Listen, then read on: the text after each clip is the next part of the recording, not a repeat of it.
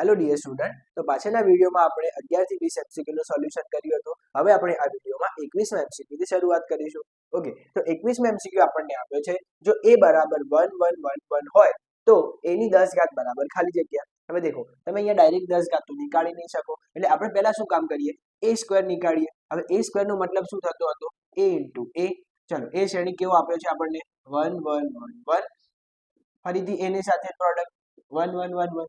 ચાલો, હવે ગુણાકાર કેવી રીતે થશે શ્રેણીનો, તો હાર ગુણ્યા સ્તંભ. પહેલી હાર પહેલો સ્તંભ, એટલે અહીંયા થશે 1 અને વત્તા 1 એટલે કેટલા થઈ જશે, 2. એવી રીતે અહીંયા કરશો તો b 2 2 2. ઓકે, બધી વખતે 2 2 આવી જશે. હવે દેખો, દરેકમાંથી આપણે 2 ને કોમન લઈ લઈએ તો અંદર શું બની જશે, 1 1 1 1. ઓકે, અને આ તો શ્રેણી કયો હતો આપણો, a શ્રેણી. તો આ કેવું બની ગયું, 2a. ઓકે, a સ્ક્વેર ની કિંમત કેટલી આવી ગઈ આપણી પાસે, 2a. હવે કેવું કામ કરી શકીએ આપણે, દેખો 10 ઘાત લાવી છે તો હવે તમે ફરીથી a ક્યુબ પણ નીકાળી શકો, a સ્ક્વેર ઇન્ટુ a કરીને. ઓકે, હવે એવું ના કરો તો આપણે ડાયરેક્ટ કેટલી ઘાત કરી દઈએ, આને જો આપણે 10 ઘાત બનાવી હોય તો બાર 5 ઘાત થઈ જાય તો આપણું કામ થઈ જાય. તો આપણે બંને બાજુ 5 ઘાત કરી દઈએ, તો a સ્ક્વેર ની 5 ઘાત બરાબર 2a ની 5 ઘાત. ઓકે, ચલો તો અહીંયા થઈ જશે a ની 10 ઘાત અને અહીંયા કેટલી થશે, 2 ની પણ 5 ઘાત, a ની પણ 5 ઘાત. પણ a ની 5 ઘાતને આપણે થોડું કન્વર્ટ કરીને લખીએ, એટલે કે a square into a square into a, એટલે 2 2 4 અને 1 5 ઘાત થઈ ગઈ. ઓકે, ચલો આવું કરવા પાછળનું કારણ શું છે, તો a સ્ક્વેર ની કિંમત આપણી પાસે કેટલી છે, 2a. તો અહીંયા આપણે a સ્ક્વેર ની જગ્યાએ 2a લખી નાખીએ, અહીંયા પણ a સ્ક્વેર ની જગ્યાએ 2a લખી નાખીએ, અને a હતા એમના એમ. તો અહીંયા દેખો 2 ની 5 ઘાત, આ 1 6 અને 1 7, એટલે 2 ની કેટલી ઘાત થઈ ગઈ, 7 ઘાત. અને આ શું બનાવશે, a ઇન્ટુ a એટલે ફરીથી a square into a. Okay, હવે a સ્ક્વેર એટલે ફરીથી ધ્યાન આપો તો શું હતું, a સ્ક્વેર એટલે 2a. તો અહીંયા a સ્ક્વેર ની જગ્યાએ ફરીથી લખી દઈએ 2a. ઓકે, ચલો તો અહીંયા 2 ની કેટલી ઘાત થઈ ગઈ, 8 ઘાત. અહીંયા a ગુણ્યા a એટલે ફરીથી a સ્ક્વેર, અને a સ્ક્વેર એટલે 2a.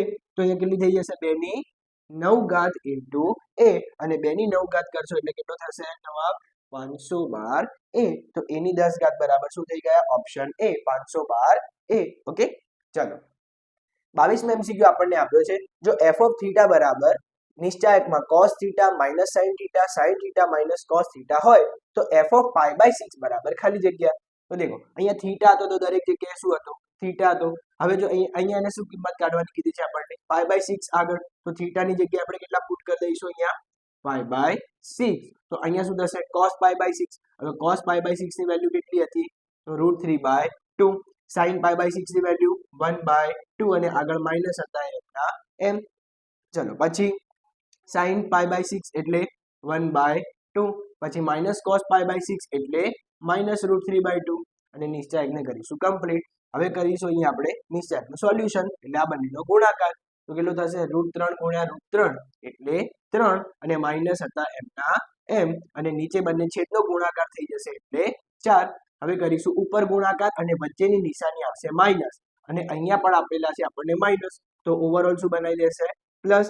અહીંયા થઈ જશે 1 ગુણ્યા 1 એટલે 1, અને નીચે થઈ જશે 2 ગુણ્યા 2 એટલે 4. હવે -3 પ્લસ 1 એટલે -2, અને નીચે 4 હતા એમને એમ, બંનેનો છેદ સમાન હતો તો તમે ડાયરેક્ટ બાદબાકી કરી શકશો. તો અહીંયા કેટલા થઈ જશે, 2. તો આન્સર કયો થઈ જશે, -1/2. સો કરેક્ટ ઓપ્શન ઇઝ બી.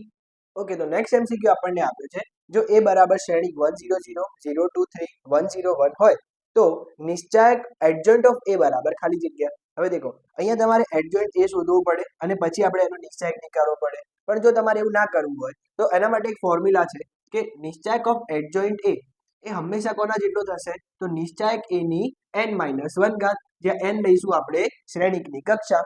બરાબર, ચલો તો આપણે એવું કામ કરીએ, અહીંયા દેખો શ્રેણી કેટલી કક્ષાવાળો છે આપણી પાસે, 3/3. ઓકે, તો અહીંયા શું થઈ જશે, નિશ્ચાયક a નો સ્ક્વેર એટલે 3 - 1 એટલે અહીંયા 2 આવી જશે. ઓકે, તો પહેલા આપણે કેવું કામ કરીએ કે નિશ્ચાયક a નીકાળી દઈએ.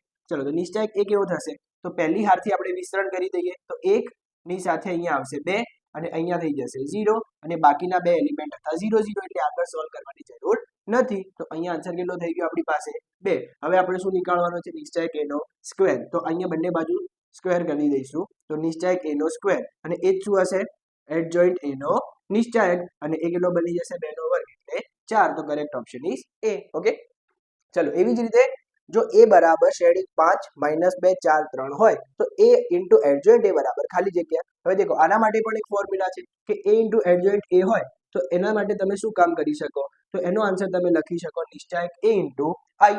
ઓકે, આઈ એટલે જે શ્રેણિક આપેલો હોય એ કક્ષાવાળો એકમ શ્રેણી. અહીંયા આપણે 2/2 કક્ષાવાળો આપ્યો છે તો અહીંયા આપણે i2 લેવો પડશે, પરંતુ એને ઓપ્શનમાં એવું કશું મેન્શન કર્યું નથી, તો એવો કોઈ પ્રોબ્લેમ અહીંયા રહેશે નહીં.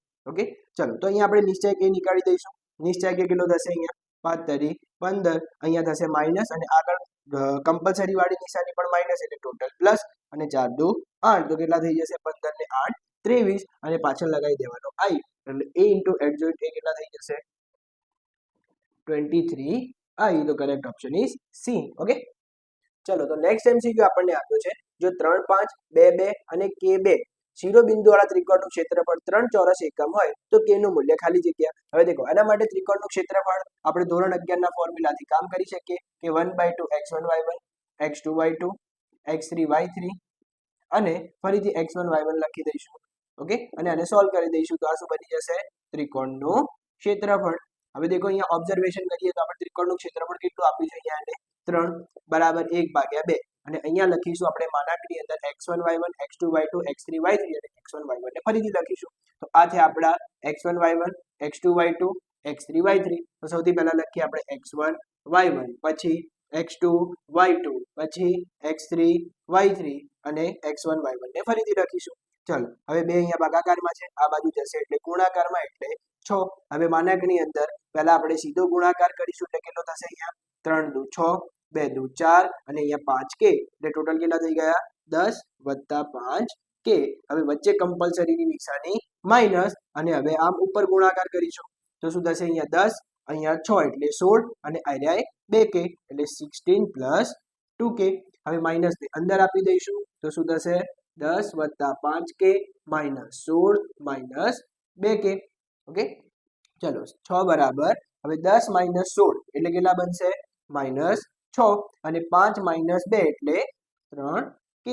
ઓકે, હવે માનાંક આવ્યો તો બે પોસિબિલિટી હશે, કાં તો માનાંક પ્લસ હશે કાં તો માનાંક માઇનસ હશે.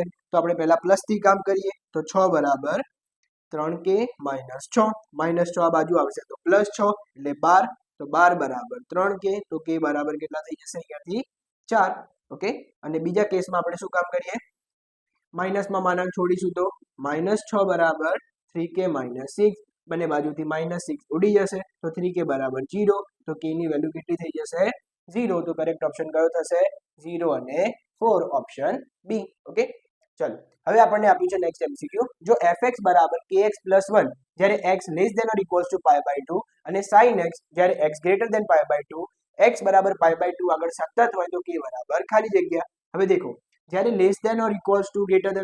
વાળી શરત આપેલી હોય અને સતત કહેલું હોય અને આ બિંદુ આગળ આપણને કામ કરવાનું કહેલું હોય તો કેવી રીતે કામ કરવાનું, તો અહીંયા કેસમાં શું થશે ડાબી બાજુનું લક્ષ બરાબર જમણી બાજુનું લક્ષ અને એ બિંદુ આગળની કિંમત ત્રણે કેવી થશે સમાન થશે કારણ કે અહીંયા આપણને સતત આપેલું છે. હવે ડાબી બાજુનું લક્ષ એટલે લિમિટ x → π/2 ના ડાબી બાજુના પડોશી લેફ્ટ નેબરહુડ, અહીંયા આવશે વિધેય fx, અહીંયા આવશે લિમિટ x → π/2 ના જમણી બાજુના પડોશી એટલે π/2 નું રાઈટ નેબરહુડ fx અને બરાબર એ બિંદુ આગળની કિંમત. હવે કિંમતમાં કયું વિધેય કામ કરશે તો જેમાં ઇક્વાલિટી આપેલી હોય તો ઇક્વાલિટી આપણને પહેલા વિધેયમાં આપેલી છે તો અહીંયા લખીશું આપણે k × π/2 + 1. ઓકે, કિંમત માટે આપણે બિંદુ મૂકવું પડશે અંદર. ચલો હવે ડાબી બાજુ માટે કયું વિધેય કામ કરશે તો π/2 થી નાની કિંમતો, π/2 થી નાની કિંમતો અહીંયા આપેલી છે આપણને તો limit x → π/2 left neighbourhood fx ની જગ્યાએ લખીશું આપણે k + 1 બરાબર લિમિટ x → π/2 ના રાઈટ નેબરહુડ અને અહીંયા કેવું વિધેય આવશે તો π/2 થી મોટી કિંમતો લેતું હોય એવું વિધેય, તો એ કેવું વિધેય આપ્યું છે આપણને અહીંયા sin x અને અહીંયા થશે k π/2 + 1. ઓકે, હવે અહીંયા સિમ્પલ π/2 મૂકી દઈએ તો શું થશે અહીંયા k × π/2 + 1 એઝ ઇટ ઇઝ અને અહીંયા π/2 મૂકીશું તો sin π/2 એટલે 1. હવે બધા ઇક્વલ્સ ટુ માં છે તો તમે કોઈ પણ બેને કમ્પેર કરી શકો, તો અહીંયા આપણે આ બંનેને કમ્પેરિઝન કરીએ તો અહીંયાથી દેખો +1 થી +1 ઉડી જશે તો અહીંયા શું બચ્યું k π/2 બરાબર 0. તો અહીંયા દેખો બે ભાગાકારમાં આ બાજુ જશે તો ગુણાકારમાં એટલે 0 પાઈ પણ અહીંયા ગુણાકારમાં આ બાજુ જશે તો ભાગાકારમાં, તો ટોટલ આન્સર કેનો કેટલો થઈ જશે 0. તો કરેક્ટ ઓપ્શન કયો થઈ જશે ઓપ્શન ડી. ઓકે, ચલો તો નેક્સ્ટ એમસીક્યુ આપણને આપ્યો છે જો y બરાબર 1 plus x plus x square by 2 factorial plus x cube by 3 factorial plus m plus so on હોય તો dy બાય dx બરાબર ખાલી જગ્યા. હવે તમે આનું સેપરેટલી વિકલન કરવા જશો તો હવે આ તો અનંત સુધી જઈ રહ્યું છે તો આપણે ક્યાં સુધી વિકલન કરતા રહીશું. તો એક કામ કરીએ, તો આને આપણે ઓળખીએ. આ ક્યાંક ક્યાંક તમે ભણેલા હોય એવું લાગે છે. આ એક પ્રકારની એક સિરીઝ છે. ઓકે, કે કોના જેવી દેખાય છે. તો દેખો 1 plus x plus x square by 2 factorial plus x cube by 3 factorial કરતા કરતા અનંત સુધી જઈ રહ્યા છીએ. તો આનું આપણે જો વ્યાપક સ્વરૂપ બનાવીએ તો કેવું દેખાશે આપણને x રેઝ ટુ n. દેખો x ની ઘાત 1 1 1 1 આગળ વધી રહી છે અને નીચે દેખો આની નીચે કશું નથી તો 1 ફેક્ટોરિયલ લખી દઈએ. તો આની નીચે દેખો જેટલી ઘાત છે એટલા જ નીચે ફેક્ટોરિયલ છે એટલે n ફેક્ટોરિયલ. n હવે ક્યાંથી રન કરાવીશું આપણે 0 થી લઈને ઇન્ફિનિટી સુધી. તો આ જે તમને સિરીઝ દેખાઈ રહી છે એ સિરીઝ છે e રેઝ ટુ x ની. ઓકે, મતલબ આખા ટર્મની જગ્યાએ તમે સિમ્પલ શું લખી શકશો e રેઝ ટુ x. હવે e રેઝ ટુ x નું તો વિકલન શું થાય e રેઝ ટુ x સંકલન કરો કે વિકલન કરો જવાબ શું આવવાનો e raise to x. Okay, તો મતલબ e રેઝ ટુ x જ આપણે શું કહ્યું હતું y કહ્યું હતું. તો આ તો આન્સર કેટલો બની ગયો આનો y. ઓકે, ચલો હવે 28 માં એમસીક્યુ આપણને આપ્યો છે sin સ્ક્વેર x નું cos સ્ક્વેર x ની સાપેક્ષે વિકલિત ખાલી જગ્યા થાય. ઓકે, હવે દેખો આ sin સ્ક્વેર x ને આપણે u માની લઈએ. ઓકે, અને cos સ્ક્વેર x ને આપણે v માની લઈએ. તો હવે આપણને સાપેક્ષ કોની કીધી છે sin સ્ક્વેર નું વિકલન cos સ્ક્વેર ની સાપેક્ષે. મતલબ તમારે શું શોધવાનું છે અહીંયા du બાય dv. ઓકે, પરંતુ u કોની ઉપર આધાર રાખે છે x ઉપર અને v કોની ઉપર આધાર રાખી રહ્યો છે x ઉપર. તો આપણે u નું x ની સાપેક્ષે વિકલન શોધવું પડશે અને v નું પણ x ની સાપેક્ષે વિકલન શોધવું પડશે અને આ જ ટર્મ શું હશે આપણું du બાય dv. ઓકે, ચલો તો હવે du બાય dx કરવું હોય તો u નું આપણે વિકલન કરવું પડશે. ચલો તો sin સ્ક્વેર x નું વિકલન કેવી રીતે થશે તો પહેલા તો ઘાત આગળ આવી જશે એટલે 2x, પરંતુ x ની જગ્યાએ શું આપ્યો છે અને sin x. તો sin x નું ફરીથી વિકલન કરવું પડશે જે થશે cos x. ઓકે, એટલે આપણે અહીંયા કયો રૂલ યુઝ કર્યો ચેન રૂલ. ઓકે, ચલો એવી જ રીતે v નું cos સ્ક્વેર x નું વિકલન શું થશે 2 અહીંયા આવી જશે cos x અને cos x નું બાજુમાં આવી જશે માઇનસ sin x.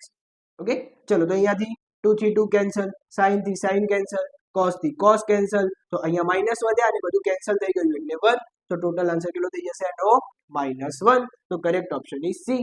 અને બીજું તમે એવું પણ યાદ રાખી શકો કે sin સ્ક્વેર x નું વિકલન sin 2x થશે d by dx sin square x બરાબર sin 2x અને d by dx cos square x અને cos સ્ક્વેર x નું વિકલન કેટલું થશે બોલે તો માઇનસ sin 2x. કારણ કે આ ફોર્મ્યુલા શું બતાવી રહી છે આપણને 2 sin x cos x એટલે sin 2x. તો તમે જો આ જાણતા હોય ફોર્મ્યુલા તો તમારો આન્સર 10 સેકન્ડમાં પણ આવી શકે છે. Okay, done. ચલો તો નેક્સ્ટ એમસીક્યુ આપણને આપ્યો છે જ્યારે ત્રિજ્યા 3 સેન્ટીમીટર હોય ત્યારે ગોલકના ઘનફળનો તેની ત્રિજ્યાની સાપેક્ષે થતા ફેરફારનો દર ખાલી જગ્યા સેન્ટીમીટર ક્યુબ પ્રતિ સેન્ટીમીટર હોય. ચલો તો એના માટે આપણને પહેલા ગોલકનું ઘનફળ આવડવું જોઈએ. તો ગોલકના ઘનફળને આપણે આપી દઈએ નામ v.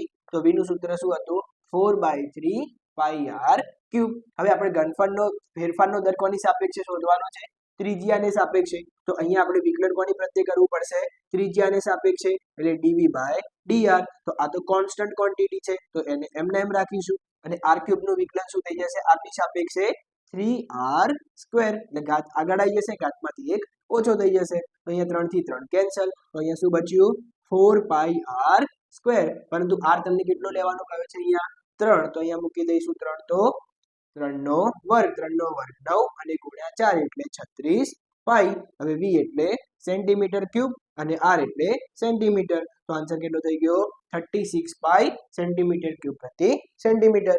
ચાલો હવે 30મો એમસીક્યુ આપણને આપ્યો છે એક વસ્તુના x એકમના વેચાણથી મળતી કુલ આવક રૂપિયામાં rx બરાબર x² + 6x + 5 દ્વારા મળે છે. જ્યારે x બરાબર 20 હોય ત્યારે થતી સીમાંત આવક રૂપિયા ખાલી જગ્યા હોય. તો હવે દેખો આવું કોઈ પણ ક્વેશ્ચન આવે આપણે જ્યારે આવક શોધવાની હોય કે ખર્ચ શોધવાનો હોય તો જે પણ વિધેય આપ્યું હોય એ વિધેયનું આપણે હંમેશા શું કરી દઈશું વિકલન કરી દઈશું. ઓકે, ચલો તો rx નું વિકલન કરી દઈએ. હવે r કોની ઉપર આધાર રાખી રહ્યો છે x ઉપર. તો r નું વિકલન કોની સાપેક્ષે થશે આ x ની સાપેક્ષે, જેને આપણે નામ આપી દઈએ r ડેશ x. તો વિકલન શું થઈ જશે આનું 2x + 6. હવે x કેટલું લેવાનું કહ્યું છે આપણને 20. તો અહીંયા મૂકી દઈએ 2 × 20 + 6 એટલે કેટલા થઈ જશે અહીંયા 40 40 ને 6 46. તો કરેક્ટ ઓપ્શન કયો થઈ જશે આપણો ઓપ્શન સી. ઓકે.